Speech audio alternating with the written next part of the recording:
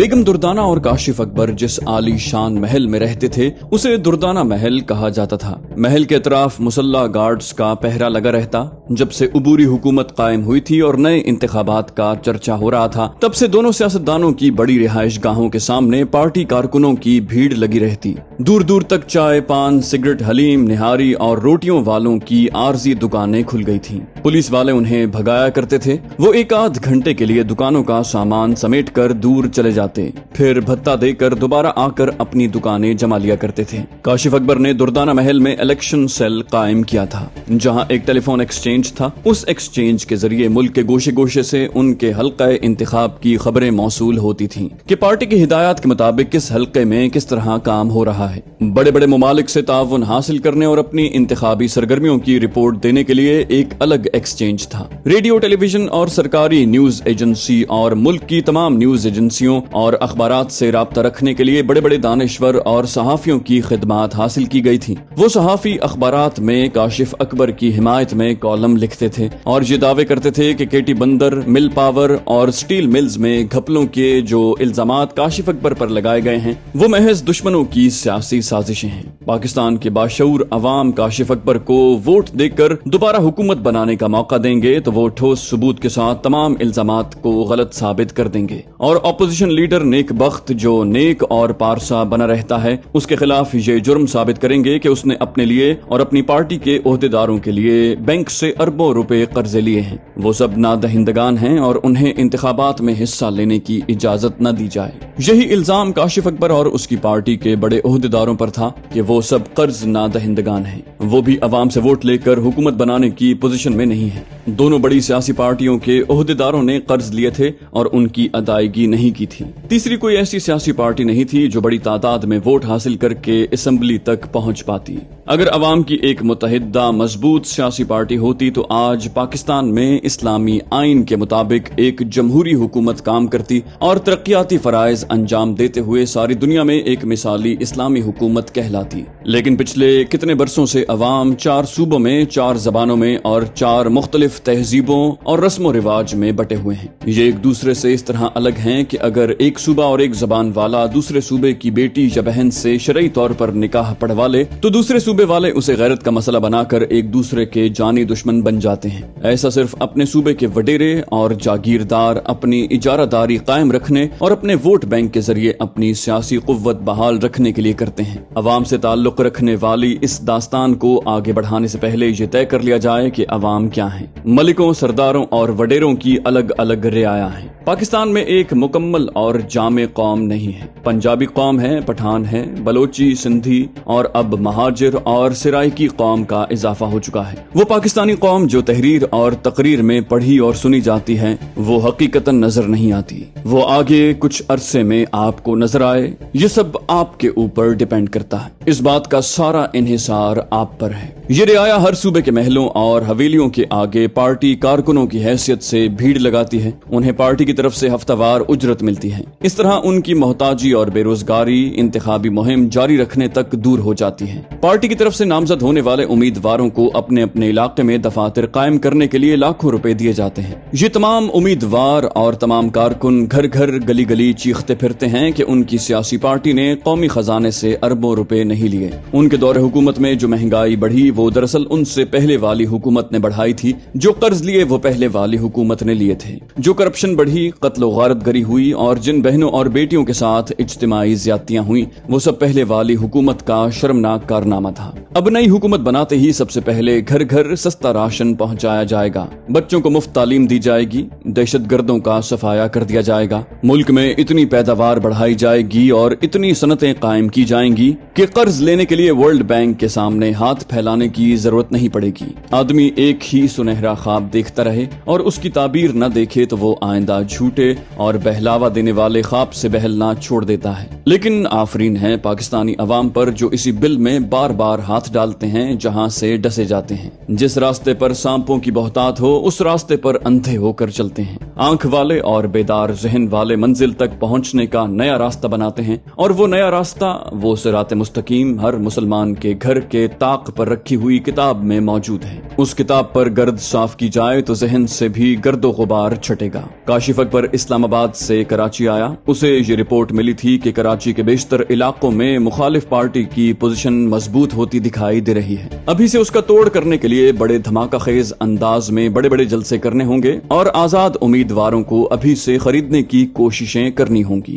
کاشف اکبر نے ایک party meeting میں کہا، ہم اپنی طرف سے کوئی کمی نہیں کر رہے ہیں، لیکن اس بار خفیہ ہاتھ کی ایجنسیاں مرزا نیک بخت کے لیے کام کر رہی ہیں۔ ایسے وقت ہمیں محتاط رہ کر سیاسی غلطیوں سے بچتے رہنا چاہیے۔ پارٹی کے ایک عہدیدار نے کہا، الیکشن کیمپین کے دوران میں طلبہ فرنٹ لائن آرمی کی طرح اہم ہوتے ہیں۔ اس بار یونیورسٹی میں ہماری طلبہ یونین کمزور پڑ رہی ہے۔ کاشف اکبر نے پوچھا، کیوں کمزور پڑ رہی ہے؟ کیا انہیں اسلحہ اور رقم دینے میں کوئی کمی کی جا رہی ہے؟ عہدیدار بولا، نہیں، ہمارے ایک غلط فیصلے سے طلبہ یونین کا ایک لیڈر مشکلات میں پڑ گیا ہے۔ تھر کے وڈیرے کمال صالح نے ایک نوجوان راجہ نواز کی سفارش کی تھی کہ وہ زبردست دہشت گرد ہے، اسے یونیورسٹی میں داخلہ دلوایا جائے، وہاں ہماری پارٹی کی یونین بہت مضبوط ہوگی۔ لیکن طلبہ یونین کے لیڈر جمال صالح نے شکایت کی ہے کہ راجہ نواز ہماری پارٹی کا دشمن ہے، بلکہ وہ کسی بھی سیاسی پارٹی میں نہیں ہے۔ کاشف اکبر نے پوچھا، پھر وہ کون ہے؟ وہ بولا، ایک سرپھرا عاشق ہے، وہ کمال صالح کی بیٹی جمال صالح کی بہن نازا سے عشق کرنے یونیورسٹی میں داخل ہونے آیا ہے اور کہتا ہے کہ یہاں تعلیم حاصل کرو یا محبت کرو، جو نفرت یا خون خرابہ کرے گا اسے ہسپتال پہنچا دیا جائے گا، اور وہ یونیورسٹی کی دو بڑی اسٹوڈنٹس یونین کے دونوں لیڈروں کو مرہم پٹی کے لیے ہسپتال جانے پر مجبور کر چکا ہے۔ کاشف اکبر بولا، تعجب ہے، ایک مجنون قسم کا جوان ہے اور دو طلبہ تنظیموں کے پاس اسلحہ اور طاقت کی کمی نہیں ہے، اس کے باوجود ان میں سے کوئی انہیں ٹھکانے نہیں لگا سکتا۔ وہ تنہا جوان کچھ تو اپنے بچاؤ کے حربے رکھتا ہوگا۔ اس عہدیدار نے کاشف اکبر کے قریب جھک کر دھیمی آواز میں کہا، اب ہمیں اس پر شبہ ہونے لگا ہے۔ کاشف نے پوچھا، کیسا شبہ؟ وہ بولا، راجہ نواز قد اور جسامت میں بالکل امیر حمزہ کی طرح ہے، اسی کی طرح باڈی بلڈر ہے اور ایک بھاری بھرکم موٹر سائیکل پر یونیورسٹی آتا ہے۔ کاشف اکبر اپنی کرسی پر سیدھا ہو کر بیٹھ گیا۔ اس نے سوچتی ہوئی نظروں سے پارٹی کے عہدیدار کو دیکھا، پھر پوچھا، اور کوئی خاص بات؟ وہ بولا، وہ بہت زبردست فائٹر ہے، یونیورسٹی میں آتا ہے تو اس کے پاس کوئی ہتھیار نہیں ہوتا۔ اس نے دونوں یونین کے لیڈرز کی خالی ہاتھ پٹائی کی تھی اور ایک پارٹی کے دوسرے طلبہ کو بھی اپنی جسمانی قوت سے خوفزدہ کر رکھا ہے۔ کاشف بولا، وائس چانسلر اور پروفیسر وغیرہ اسے مار پیٹ غنڈہ گردی کے الزام میں گرفتار کروا سکتے ہیں، یونیورسٹی سے نکالنے کی وارننگ بھی دے سکتے ہیں۔ وہ بولا، جناب، وائس چانسلر، پروفیسر اور طلبہ و طالبات کی کثیر تعداد اس کی حمایت کرتی ہے۔ سب یہی کہتے ہیں کہ یونین والے تعلیم کی جگہ پر اسلحہ نکالتے ہیں، جبکہ راجہ نواز انہیں اسلحہ استعمال کرنے سے پہلے ہی ٹھنڈ کروا دیتا ہے اور انہیں یونیورسٹی میں امن و امان قائم رکھنے پر مجبور کرتا ہے۔ کاشف اکبر بولا، مجھے یاد آ رہا ہے، میں نے اسلام آباد سے آپ کے کہنے پر وائس چانسلر سے اس کی سفارش کی تھی۔ وہ امیر حمزہ ہے یا نہیں ہے، لیکن اس کی طرح چالاک اور سالڈ پلان میکر ہے۔ وہ ہمارے کاندھوں پر سوار ہو کر یونیورسٹی پہنچ کر ہماری انتخابی مہم کو ناکام بنا رہا ہے۔ عہدیدار بولا، ہم نے راجہ نواز کو پیغام بھیجا ہے کہ ہم سے ملاقات کرے، اس کی کچھ کمزوریاں، کچھ خواہشات اور مطالبات ہو سکتے ہیں، ہم اس کی خواہشات اور مطالبات پورے کر کے اس سے کام لے سکتے ہیں۔ ہمارے جاسوس بڑی رازداری سے معلومات حاصل کر رہے ہیں کہ وہ حقیقتاً کون ہے اور کہاں سے آتا ہے۔ یونیورسٹی میں اس کا جو پتہ درج ہے وہ وہاں نہیں رہتا، اس پتے پر رہنے والے راجہ نواز کو نہیں جانتے۔ کاشف اکبر بولا، خطرناک بھی ہے اور پراسرار بھی، اسے میرے پاس لے آؤ، میں اسے پرکھنے اور سمجھنے کے بعد اس سے سودا کروں گا۔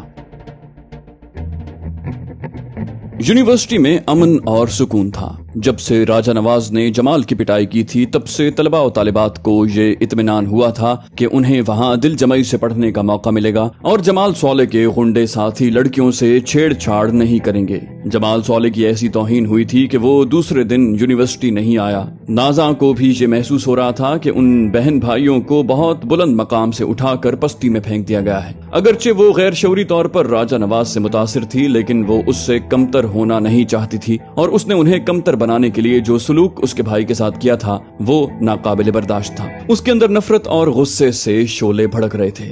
دونوں بہن بھائی نے باپ سے رابطہ کر کے اسے وہ تمام حالات بتائے تھے جن کے باعث وہ توہین محسوس کرتے ہوئے یونیورسٹی نہیں جا رہے تھے۔ انہوں نے باپ سے کہا تھا کہ جب تک راجہ نواز کی بری طرح پٹائی نہیں کی جائے گی اور یونیورسٹی کے تمام طلبہ و طالبات کے سامنے وہ ان بہن بھائیوں کے قدموں میں گر کر معافی نہیں مانگے گا، اس وقت تک وہ یونیورسٹی بھی نہیں جائیں گے اور اپنے باپ سے ناراض رہیں گے۔ वडेरा कमाल सौले ने फोन पर उनसे कहा, मेरे बच्चों, मैंने कभी किसी की मैली नजर तुम दोनों पर नहीं पड़ने दी।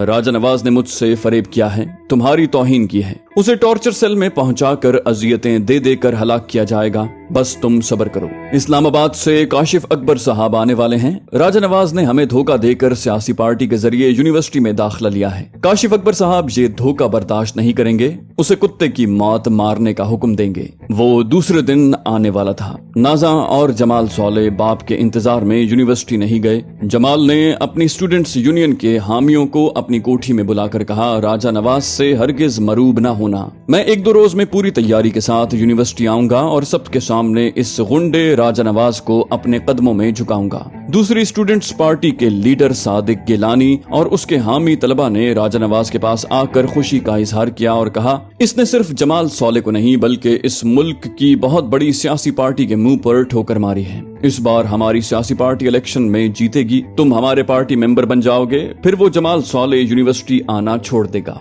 राजा ने कहा, फिर तो मुझे भी यूनिवर्सिटी छोड़नी होगी, क्योंकि नाजा नहीं आएगी तो मुझे ये जगह वीरान सहरा नजर आएगी। सादिक गिलानी ने कहा, तुम जितने दलेर हो उतने ही दलेर आशिक भी हो। तमाम तलबा व तालिबात और प्रोफेसरों के सामने नाजा से इश्क का डंका बजा दिया। वैसे वो है भी गजब की हसीन और दिलनशीन, मिल बांट कर खाने वाली चीज है। उसकी बात खत्म होते ही राजा ने एक उल्टा हाथ उसके मुंह पर रसीद किया। वो लड़खड़ा कर पीछे चला गया। ऐसा सख्त फौलादी हाथ पड़ा था कि नाक से खून बहने लगा। उसने पूछा, मेरी मोहब्बत को गाली दे रहे हो? क्या तुम मिल बांट कर खाने वाली बात अपनी बहन के लिए कह सकते हो? वो समझता था कि खाली हाथ कोई उससे मुकाबला करने नहीं आएगा। वो सब हॉकियां और डंडे लाने के लिए वहां से भागते हुए जाएंगे। अलबत्ता लीडर ने लिबास के अंदर कोई हथियार छुपा कर रखा होगा। फिर यही हुआ, उसके हामी हॉकियां और डंडे लेने के लिए दौड़े। लीडर ने लिबास के अंदर से कोई हथियार निकालने की कोशिश की। राजा ने उसे मौका नहीं दिया।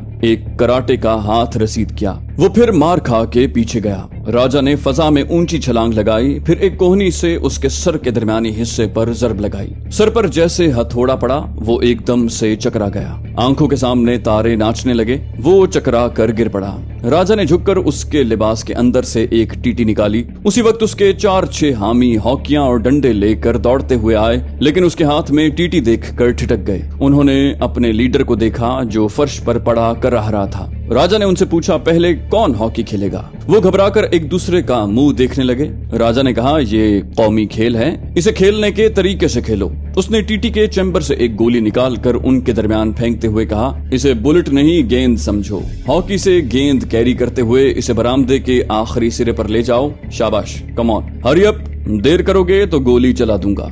उसने टीटी से उनका निशाना लिया। वो मौत के डर से फौरन खेलने लगे। फर्श पर पड़ी हुई टीटी की गोली को हॉकियों के जरिए एक दूसरे से छीनते हुए बरामदे में कभी इधर कभी उधर जाने लगे। तलबा व तालिबात उन्हें देखकर तालियां बजा रहे थे। चंद तलबा ने प्रोफेसरों को उस झगड़े के मुतालिक बताया था। वो भी वहां आकर तमाशा देखने लगे। सादिक गिलानी तकलीफ से कराहते हुए फर्श पर उठकर बैठ गया। राजा ने प्रोफेसरों से कहा, मैंने वादा किया था, न किसी सियासी तहरीक में हिस्सा लूंगा और न कभी किसी हथियार को हाथ लगाऊंगा। इस टीटी को मैंने सादिक गिलानी से छीन कर खाली किया है। उसने टीटी को सादिक गिलानी की तरफ फेंक कर कहा, मैंने तुम्हारी ये ताकत खोखली कर दी है, अब तो तुमसे कोई चूहा भी नहीं डरेगा। उसके हामी हॉकी खेलते खेलते रुक गए थे और शर्मिंदा हो रहे थे। सादिक गिलानी खाली टीटी लेकर खड़ा हो गया था, फिर तेजी से कदम बढ़ाते हुए वहां से जाने लगा। उसके पीछे उसके तमाम हामी भी जाने लगे। एक प्रोफेसर ने करीब आकर राजा के शाने को थपक कर कहा, पहले हम बेबसी से इनकी गुंडागर्दी देखते थे,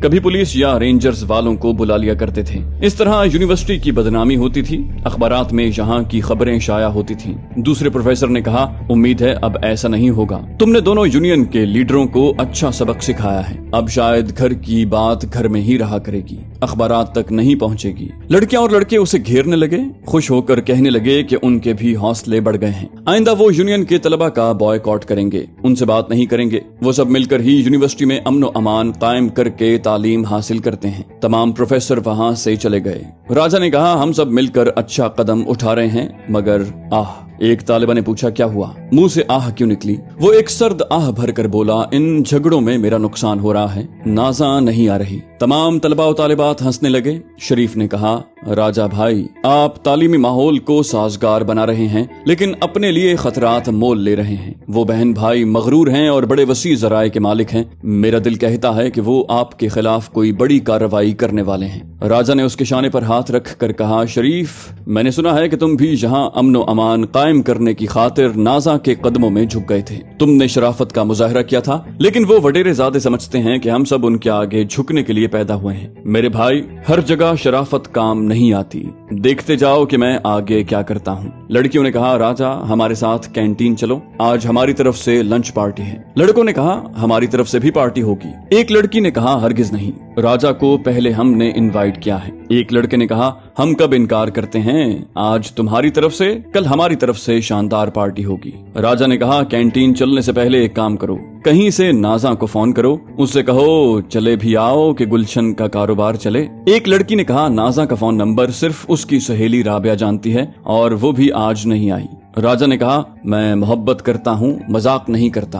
उसका नाम और पता और फोन नंबर सभी दिल की डायरी में महफूज है। वो हंसते बोलते हुए लाइब्रेरी में आए। राजा ने एक लड़की से कहा, रिसीवर कान से लगाओ, मैं नंबर डायल करता हूँ। जमाल फोन अटेंड करे तो उसे कहना तुम राबिया बोल रही हो, नाजा से बात करोगी। राजा ने नंबर डायल किया। राब्ता होने पर जमाल की आवाज सुनाई थी। लड़की ने कहा, जमाल, मैं राबिया बोल रही हूँ, नाजा क्या कर रही है, जरा बात करवाओ। दूसरी तरफ से जमाल की आवाज सुनाई दी। वो कह रहा था, नाजा, तुम्हारी सहेली राबिया का फोन है, अटेंड कर लो। फिर खामोशी छा गई। चंद सेकंड के बाद नाजा की आवाज सुनाई थी, हेलो राबिया। लड़की ने कहा, नाजा, इनसे बात करो। राजा ने रिसीवर लेकर कान से लगाया। नाजा कह रही थी, तुम राबिया तो नहीं हो, उसकी आवाज मैं पहचानती हूँ। राजा ने कहा, मेरी भी आवाज पहचानती होगी। वो एकदम से चौंक कर बोली, तुम जलील कमीने। राजा बोला, बस बस, इतना ही बहुत है। मेरे होंठ तुम्हारे लबों को इन गालियों का जवाब देंगे और आज ही रात को जवाब देंगे। वो नफरत से बोली, तुम अपनी मौत का सामान कर चुके हो।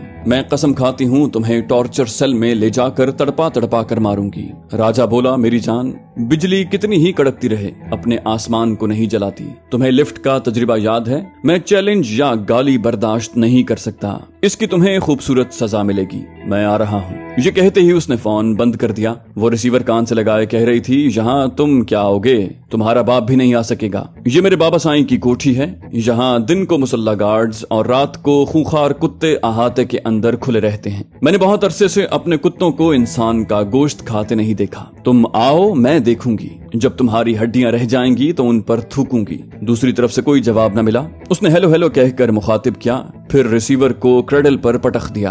पीछे पलट कर देखा तो भाई खड़ा हुआ था। वो बोला, तुमने उसे खूब खरी खरी सुनाई है। मैं हैरान हूँ, उसे हमारा फोन नंबर कैसे मिल गया? क्या राबिया ने उसे बताया होगा? वो बोली, राबिया पर मुझे पूरा भरोसा है, वो मेरी कोई बात किसी को नहीं बताएगी। वो कमबख्त बहुत गहरा है। जब हमारे बाबा साईं तक पहुँच सकता है तो किसी जरिए से यहाँ का फोन नंबर भी मालूम कर लिया होगा। जमाल ने पूछा, क्या वो यहाँ आने की बात कर रहा था? वो बोली, हाँ, फिल्मी हीरो की तरह चैलेंज कर रहा था। अच्छा है, यहाँ आए, कुत्ते उसकी बोटियां नोच नोच कर खाएंगे। जमाल सवाले बोला, मैं दिल से चाहता हूँ कि वो आए।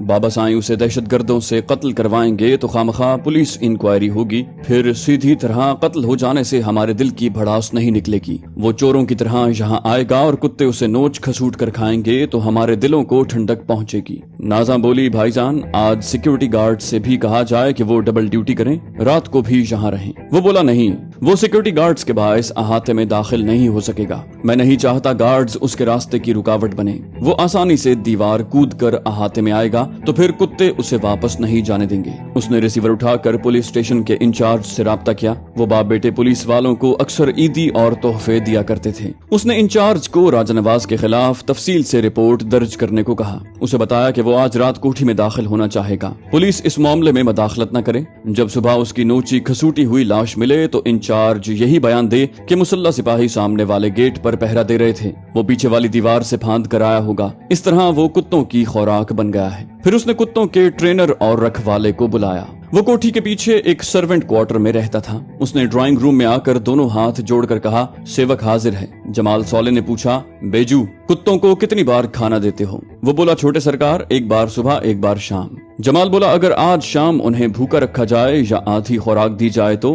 بیجو بولا آدھی خوراک ٹھیک رہے گی، انہیں بھوکا رکھا جائے گا تو وہ رات بھر بھونکتے اور شور مچاتے رہیں گے۔ جمال بولا آج ہم جاگتے رہیں گے اور ہم یہ بھی نہیں چاہتے کہ کتوں کے شور مچانے سے آنے والا واپس چلا جائے۔ آج رات تم بھی ہوشیار رہو گے، کوئی احاطے کے اندر آئے تو خاموشی سے تماشا دیکھو گے اور اسے کتوں کی خوراک بننے کے لیے یہاں آنے کا موقع دو گے۔ بیجو بولا جی چھوٹے سرکار، آج تو کتوں کی بن آئے گی۔ جب یہ بڑے سرکار کے پاس چھاچھروں میں تھے تب انہوں نے انسان کا گوشت کھایا تھا۔ میں بھینس کی 2 رانیں لاتا ہوں، آج شام 1 ہی ران لاؤں گا، یہ آدھا پیٹ کھا کر آپ کے دشمن کا انتظار کریں گے۔ کتوں کا ٹرینر چلا گیا۔ جمال سولے نے صوفے پر آرام سے بیٹھتے ہوئے کہا نازاں، تم نے فون پر اس سے کہا تھا کہ اس کا باپ بھی یہاں نہیں آ سکے گا۔ تمہاری بات درست ہے، اس کا باپ تو کیا دادا بھی نہیں آ سکے گا۔ وہ حقارت سے بولی اور میں نے کہا تھا جب کتے تمہاری بوٹیاں چبا لیں گے اور ہڈیاں رہ جائیں گی تو میں اس پر تھوک دوں گی۔ وہ میرے چیلنج کا جواب دینے ضرور آئے گا اور میں اس کی ہڈیوں کے ڈھانچے پر ضرور تھوکوں گی۔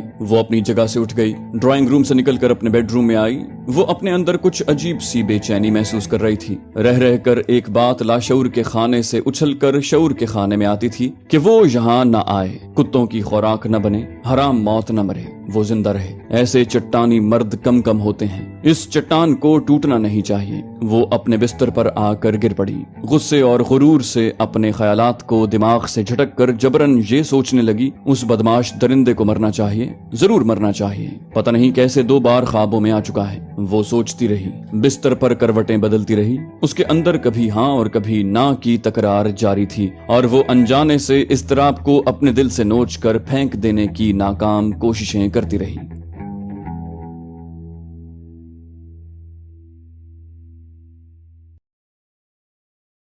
تو دوستو یہ تھی ہماری آج کی ایپیسوڈ۔ امید کرتے ہیں آپ کو ہماری کہانی پسند آئی ہوگی۔ جانے سے پہلے اس ویڈیو کو لائک کیجئے اور شیئر کرنا مت بھولیے۔ کامنٹ کر کے ہمیں بتائیے کہ آپ کو ہماری ویڈیو کیسی لگی، اور اگر ابھی تک آپ نے اس چینل کو سبسکرائب نہیں کیا تو اسے سبسکرائب کیجئے اور بیل آئیکن دبا کر آل نوٹیفیکیشنز آن کر لیجئے۔